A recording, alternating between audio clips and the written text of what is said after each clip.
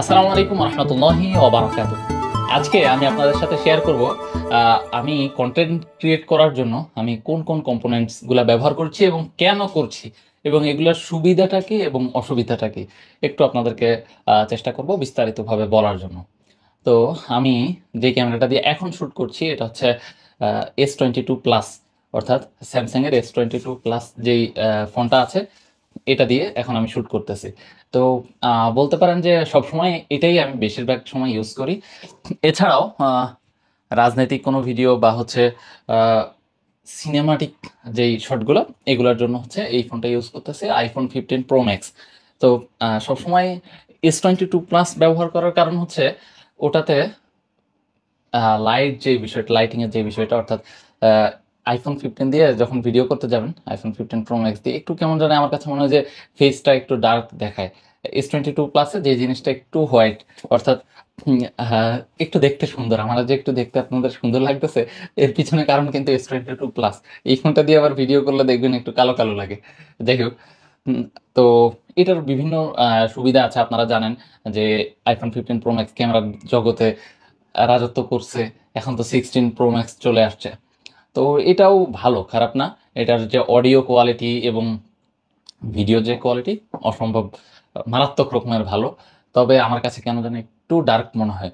যেটা স্যামসাংয়ের S23, S24 দিয়ে আমি ভিডিও করে দেখেছি, ওগুলোর ভিডিওটা আরেকটু বেশি হোয়াইট হয় এবং হচ্ছে দেখতে একটু বেশি সুন্দর লাগে আর কি, একটু সফট টাইপের হয়। আর এটা হচ্ছে রেজুলেশন একদম খুবই কড়া হয়, মুখে যদি কোনো দাগ থাকে বা ইয়ে থাকে এগুলো স্পষ্ট বোঝা যায়, যেটা স্যামসাংয়ের ফোনগুলোতে হয় না। যার কারণে যেগুলো আমি হচ্ছে এমনি ভিডিওগুলো করি সেগুলো হচ্ছে S22 প্লাস দিয়েই করি। এছাড়া মোটো ব্লগিংয়ের জন্য আমি ইউজ করতেছি গোপ্রোর হিরো 10। এটার সাথে কেস হিসাবে ইউজ করতেছি উলানজির যে কেসটা আছে এই কেসটা ইউজ করতেছি। দেখতে পাচ্ছেন গোপ্রো হিরো 10 ব্ল্যাক যে এডিশনটা আছে এটা ইউজ করতেছি অ্যাকশন ক্যামেরা হিসাবে। যে কোনো অ্যাকশন শ্যুট নেওয়ার জন্য এই ক্যামেরাটা ইউজ করতেছি। এখন পর্যন্ত হয়তো আপনারা এটার শ্যুট দেখেন নাই, তবে ইনশাল্লাহ নেক্সটে খুব ভালোভাবে দেখবেন।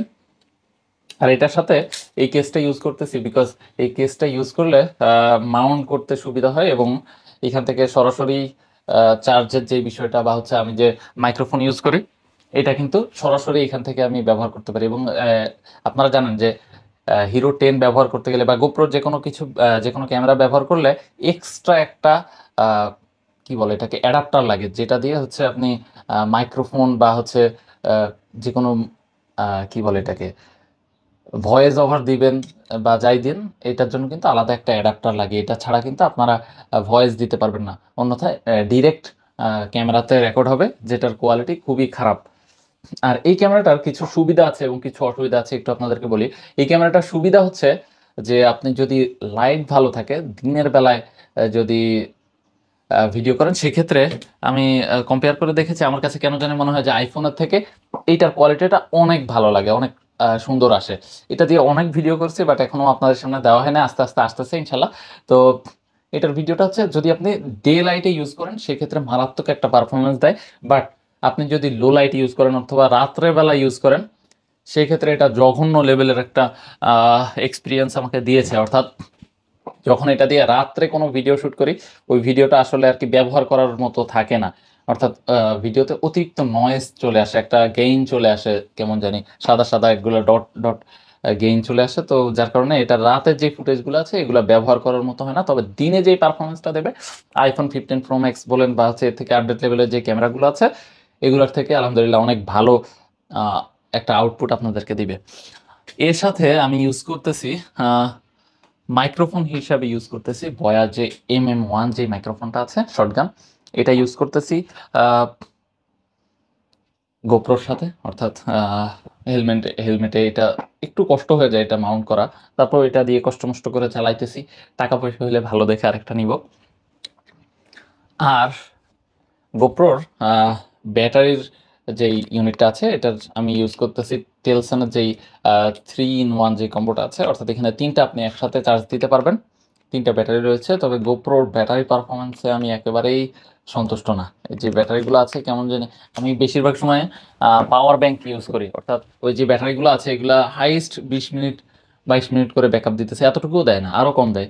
তো যার কারণে আমি ডিরেক্ট পাওয়ার ব্যাংক থেকে ইউজ করতেছি, অর্থাৎ আমার কাছে এটা আছে অ্যাঙ্কারের একটা পাওয়ার ব্যাংক, যত সম্ভব 325 মডেল, হ্যাঁ 325, অ্যাঙ্কারের 325, খুব ভালো পারফরমেন্স দেয়। আমার যেই S22 প্লাস আছে এটা মোটামুটি 4 বার, এটা দিয়ে আমি 4 বার চার্জ দিতে পারি। মানে আমি একদিন পুরা এক্সপেরিমেন্ট করে দেখেছি যে কতবার চার্জ দেওয়া যায়। তো সেখানে আমি পেয়েছি 4 বার, এটা আমি ফুল চার্জ দিতে পারি আমার S22 প্লাস। আর যদি হচ্ছে গোপ্রোতে ইউজ করি, দেখা যায় ডিরেক্ট যদি এটা ইউজ করি, অ্যাডাপ্টার ইউজ করলে আপনারা একসাথে চার্জও দিতে পারবেন, আবার হচ্ছে কি বলে মাইক্রোফোনও ইউজ করতে পারবেন। এটা একটা ফ্যাসিলিটি। তো আমি এটা ইউজ করতেছি। আমার যেই পুরো ইউনিটগুলো আছে, যেগুলো আছে কোনো জায়গায় ট্যুরে গেলে, এই পাওয়ার ব্যাংকটা দিয়ে আমি চার্জ করতেছি। এছাড়াও আমার আরেকটা পাওয়ার ব্যাংক আছে, ওটা খুবই চিকন এবং কি বলে, এই যে এই পাওয়ার ব্যাংকটা ইউজ করতেছি। এটা হচ্ছে এমআই এর একটা পাওয়ার ব্যাংক, এটা দিয়ে একবার চার্জ দেওয়া যায়, যে কোনো ফোন একবার চার্জ দেওয়া যায়।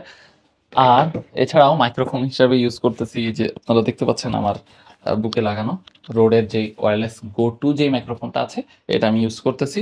আপনারা তো ভয়েস শুনতে পাচ্ছেন, এখন যে ভয়েসটা আসতেছে এটা রোডের গো টু যেই মাইক্রোফোন এটা। এছাড়াও আমি হচ্ছে আমার পিসিতে যখন কাজ করি, পিসিতে সরাসরি ভয়েস ওভার দেওয়ার জন্য ব্যবহার করতেছি বয়ার যে মাইকটা আছে, বয়ার M1 যে মাইকটা আছে, অনেক লম্বা তার, এটা ইউজ করতেছি।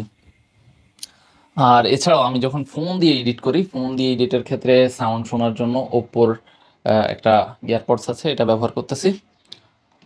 আর এডিটিং এর জন্য আমি যেই সেটআপটা ব্যবহার করছি এটা হচ্ছে i5 12 generation Intel core i5, যেটা আর কি ইন্টেলের যে প্রসেসর আছে, এর সাথে 16 জিবি র্যাম আছে। আর আমার যে হার্ড ডিস্ক বা এসএসডি, এখানে আমি 3টা এসএসডি ব্যবহার করছি, সাথে আছে 3000 জিবি এইচডিডি, অর্থাৎ টোটাল আমার প্রায় 3500 জিবির আশেপাশে আর কি একটা স্টোরেজ আমি ব্যবহার করতেছি। তারপরে যারা ভিডিও এডিট করেন তারা জানেন যে 3500 জিবি আসলে কিছুই না। আপনার যে ডকুমেন্ট বা যে ডাটাগুলো আছে এগুলা রাখার জন্য 3500 জিবি আসলে সেরকম কিছুই না। কিছুদিন পর পর ইয়ে করা লাগে, কি বলে, ডিলিট করে দেওয়া লাগে, আগে যে পুরোনো ফাইলগুলো আছে এগুলো ডিলিট করে দেওয়া লাগে। এই জন্য একটা ভালো একটা স্টোরেজের প্রয়োজন হয়। আর যখন আপনারা ভিডিও এডিট করবেন সেক্ষেত্রে প্রতিনিয়তই আপনাদেরকে নতুন নতুন ফুটেজ আপনাদের স্টোর করতে হবে। তো যার কারণে এসএসডিটা সব থেকে ভালো হয়। আপনারা যারা পিসি বিল্ড করবেন সবসময় চেষ্টা করবেন বড় একটা এসএসডি নেওয়ার জন্য, অর্থাৎ 1000 জিবি 2টা এসএসডি। যাদের এনভিএমই স্লট আছে তারা চেষ্টা করবেন একটা থেকে 2টা এনভিএমই, অর্থাৎ আপনি যদি হচ্ছে কোনো এসএসডিতে চাচ্ছেন যে আপনার সবগুলা আইওএস যেটা আছে এটা রান করবে, সেক্ষেত্রে আপনারা 250 জিবি বা 256 জিবি যে এসএসডিগুলো আছে এনভিএমই, এগুলো একটা লাগাই রাখলেন, এটা আপনার হচ্ছে উইন্ডোজ রান করলো। আর এর পাশাপাশি আপনারা ব্যবহার করতে পারেন 1000 জিবির একটা এসএসডি, আপনার যে অ্যাডোবি প্রিমিয়ার প্রো আছে বা ক্যাপকাট বা দাভিঞ্চি রিজলভ বা আপনারা যেই ভিডিও এডিটরে এডিট করেন, সেক্ষেত্রে ওইটা যত ফাইলগুলো আছে আপনারা এসএসডিতে রাখলেন। আর যে ডেটাগুলো আছে, যেমন ধরেন আপনি যদি কোনো কিছু রাখতে চান, নাটক, মুভি বা হচ্ছে আপনাদের পছন্দ যে ইন্টারনেট না থাকলে দেখবেন, সেক্ষেত্রে আপনারা চাইলে হচ্ছে এক্সট্রা এইচডিডি কিনে রাখতে পারেন 1000 জিবি বা 2000 জিবির। তো এই হচ্ছে আমার সেটআপ। আর লাইট হিসাবে ইউজ করতেছি 2টা লাইট, একটা হচ্ছে সিমপেক্সের কি যেন একটা মডেল, ইনশাল্লাহ পরে ভিডিওতে অ্যাড করে দেব। আর হচ্ছে একটা হচ্ছে নন ব্র্যান্ড একটা রিং লাইট। তো এই হচ্ছে আমার সেটআপ, আপনাদেরকে দেখানোর চেষ্টা করলাম। কার কাছে কেমন লেগেছে একটু জানাবেন। ও এছাড়াও ও আবার রাগ করবে, বলবে যে আমাকে দেখান নাই কেন। এটা হচ্ছে, এটা কোন কোম্পানির আসলে ভুলে গেছি, তবে চায়না একটা ব্র্যান্ড। এটা আমি নিয়েছিলাম ক্রিয়েটাস কম্পিউটার থেকে, যে আমার মানে পিসিতে যখন এডিট করি তখন সাউন্ডটা যেন অ্যাকুরেট শুনতে পারি, এই জন্য হচ্ছে এই ইউনিটটি নেওয়া। অল্প প্রাইস, বেশি না, 1050 টাকার মতো প্রাইস নিয়েছে ক্রিয়েটাস কম্পিউটার থেকে। অলমোস্ট 3 মাস ধরে ইউজ করতেছি, এখনও ভালো একটা পারফরমেন্স দিচ্ছে, সব কিছু ওভারঅল ভালো। তবে আপনারা যারা ভিডিও এডিট করবেন তারা চেষ্টা করবেন যে এইখানে যে কেবলটা আছে, যে কেবলের মাধ্যমে আপনারা শুনতেছেন, এটা ইউএসবি টাইপের যে কেবলটা আছে, এটা নেওয়ার জন্য এর ফলে হবে কি আপনাদের যেই রেকর্ডিং যে কোয়ালিটিটা এটা একটু ইমপ্রুভ পাবেন, এটা একটু ভালো পাবেন। আমি যেহেতু ইউজ করতেছি বয়ার M1টা হচ্ছে আমার পিসিতে ইউজ করতেছি, অর্থাৎ আমার যে কোনো রেকর্ডিং বা হচ্ছে যদি কোনো আহ, আহ, কি বলে এটাকে, ভিডিওতে যদি কোনো কথা অ্যাড করা লাগে, সেক্ষেত্রে আমি ভয়ের এমনটা ইউজ করতেছি। তো এই ছিল আমার ভিডিওর যে সেট আপ, কন্টেন্ট ক্রিয়েটরের যে কন্টেন্ট ক্রিয়েটিংয়ের জন্য যে সেট আপটা এটা। আর মাঝে মাঝে ডিএসএলআর ব্যবহার করা হয়, তবে অ্যাকশন মুভমেন্টের বেলায় আর কি ডিএসএলআরটা ব্যবহার করা অনেক কষ্টসাধ্য। সেক্ষেত্রে আমি ইউজ করছি ক্যাননের 70D যে ক্যামেরাটা আছে, ওই ক্যামেরাটা ইউজ করতেছি। ওটা আসলে আমার নিজের না, ওটা হচ্ছে আমার খালাতো ভাইয়ের। তো মাঝে সাঝে ওইটা ইউজ করা হয়। ওইটা দেখা যায় যে স্টেবল যে ভিডিওগুলো আছে, অর্থাৎ আমি যে এখন বসে যে ভিডিওটা করছি, এটা এরকম যদি কোনো ভিডিও আপনারা করতে চান, সেক্ষেত্রে ওইটা দিয়ে খুব ভালো কোয়ালিটির একটা ভিডিও আসে। এছাড়া যদি আপনারা কোনো অ্যাকশন ভিডিও করতে চান, সেক্ষেত্রে কিন্তু খুবই আনস্টেবল একটা ভিডিও দেয় ক্যামেরাতে। আর এখন যেই ক্যামেরাগুলো আসছে, যেমন ZV-E1 E10, এই ক্যামেরাগুলো দিয়ে মোটামুটি একটা মুভমেন্টের জায়গায় দেখা যায় যে একটা স্টেবল একটা পারফরমেন্স পাওয়া যায়। তো আমি তো এটার জন্য গোপ্রো ইউজ করতেছি। এটা খুবই ভালো একটা স্টেবল একটা পারফরমেন্স দেয়। আমি যদি আইফোনের সাথে কম্পেয়ার করি, সেক্ষেত্রে কিছু কিছু সময় আইফোন এগিয়ে থাকবে, যেমন লো লাইটে গোপ্রো থেকে একটু ভালো পারফরমেন্স দেয়। তবে আমার কাছে সব সময়ের জন্য আমার কাছে মনে হয় যে স্যামসাং S23 বা হচ্ছে S22 প্লাসটা এগুলোর থেকে একটু ভালো পারফরমেন্স দেয়। বিকজ আপনারা এখন যে দেখতেছেন সুন্দর লাগতেছে না? আইফোন দিয়ে ভিডিও করে কিন্তু একটু ডার্ক লাগবে এবং মুখের যে দাগগুলো আছে এগুলো বোঝা যায়। তো কার কাছে কেমন লেগেছে আমাদের ভিডিও অবশ্যই কমেন্ট করে জানাবেন। সকলেই ভালো থাকবেন, দেখা হবে পরবর্তী কোনো ভিডিওতে। আসসালামু আলাইকুম রহমতুল্লাহি ওয়া বারাকাতুহু।